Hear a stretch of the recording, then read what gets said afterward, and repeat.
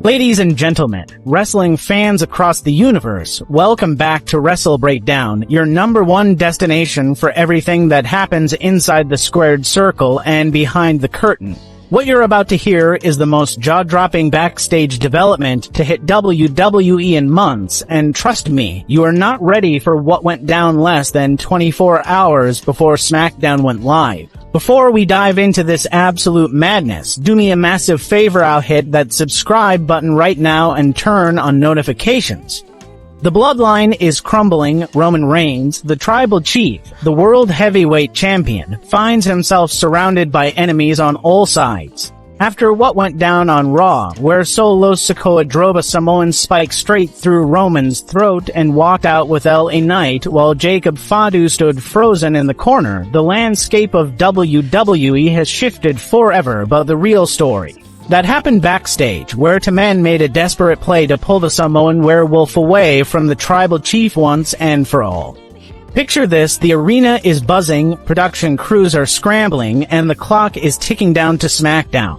In a dimly lit corridor, Solo Sikoa and LA Knight corner Jacob Fatu. The tension is so thick you could cut it with a knife. Solo steps forward, his eyes burning with intensity, and delivers the pitch that could shatter the Bloodline forever. "Jacob," Solo says, his voice low but urgent, "you saw what happened on Raw. You saw Roman humiliate you. He gave the Usos Ulafalas, called them his captains, his made men. You stood there and watched while he treated you like nothing more than a weapon he could deploy and discard at will. He stopped you from attacking LA Knight. He ordered you around like a dog. And when everything fell apart, when I drove that spike into his throat, where were you? Standing in the corner, watching. You're done being his enforcer. Join us. Together we end Roman Reigns. Together you free yourself from the tribal chief." LA Knight steps up beside Solo, his trademark swagger replaced by deadly seriousness. The megastar doesn't beg, "Fatu, but I'm telling you straight, you deserve better. You've been Roman's attack dog long enough. It's time to bite the hand that's been holding your leash." The moment hangs in the air like a thundercloud.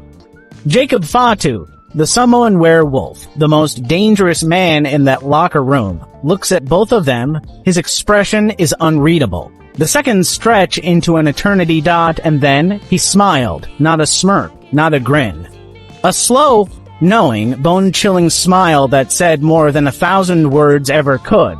Without uttering a single syllable, Jacob Fatu turned his back on Solo Sikoa and LA Knight, walked away into the shadows, and disappeared. No answer, no commitment, just that smile that left everyone wondering, what the hell is going on inside that man's head? Let's rewind for a second because you need to understand the full context of what led to this moment. On Monday Night Raw, Roman Reigns summoned Solo Sikoa to the ring, demanding he fall back in line. The Usos dragged Solo out, mocking him every step of the way.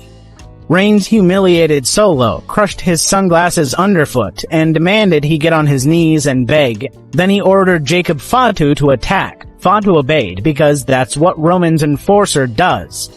He hit the super kick, locked in the Tongan death grip, but Reigns stopped him, told him it was enough.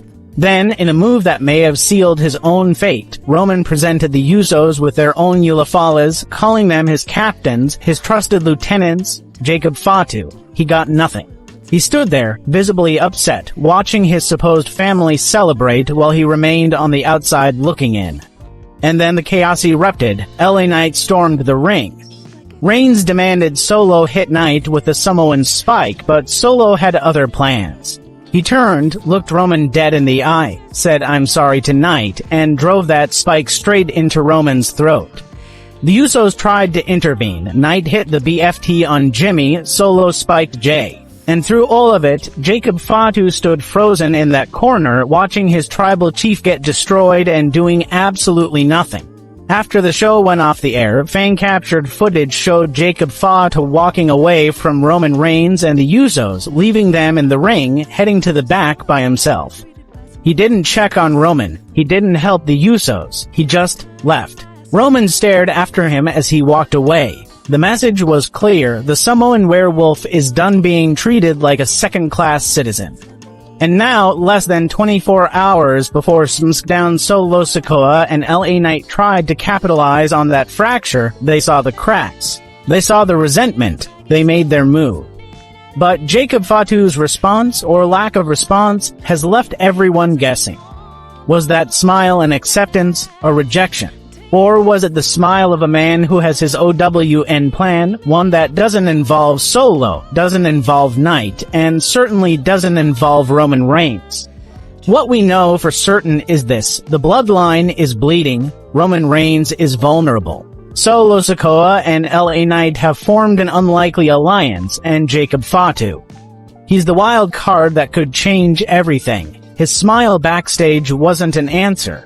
It was a promise that something bigger is coming. This is Wrestle Breakdown, and we are your source for everything happening in the world of WWE. If you enjoyed this deep dive into the backstage chaos, smash that like button, drop a comment telling us what you think Jacob Fatu's smile meant, and most importantly, subscribe to Wrestle Breakdown right now. Turn on notifications so you never miss a single update on this exploding storyline. The Tribal Chief's empire is crumbling, and we'll be here to cover every second of it. See you in the next video, Wrestling Family.